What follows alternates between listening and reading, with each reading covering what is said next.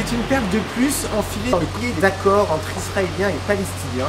Il y a eu Oslo en 93, Camp David en juillet 2000 et cette semaine, en 2007, il y a Annapolis. Premier constat, ça fait depuis 2000 qu'on n'avait pas vu un accord de ce type-là.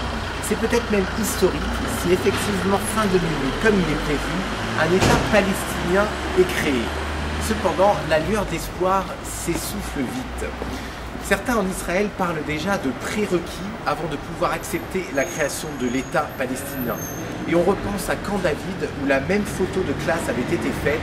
C'est juste la maîtresse et un peu les élèves qui ont changé, mais sinon c'est la même photo avec le même enthousiasme. Et pourtant, à l'époque, les négociations orchestrées par Bill Clinton avaient échoué. Et puis, vient à l'esprit le pire. N'est-ce pas une opération de communication destinée à équilibrer le bilan du président avant la fin de son mandat?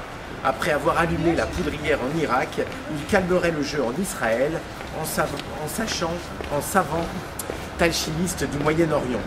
Voire même peut-être une manipulation pour, comme on entend dire, pouvoir par un sombre mécanisme tirer parti de cette négociation dans la confrontation des États-Unis avec l'Irak et l'Iran.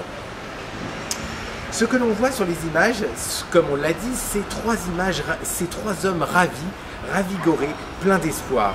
Et l'on se rassure en se disant que si Annapolis n'a pas vocation à régler les problèmes les plus épineux, comme le statut de Jérusalem et le tracé des frontières, entre autres, il permet sûrement de relancer un processus de paix qui était tombé dans un coma profond.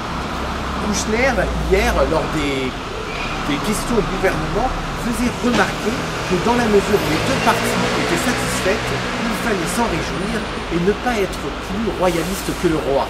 Point final. Alors, que penser?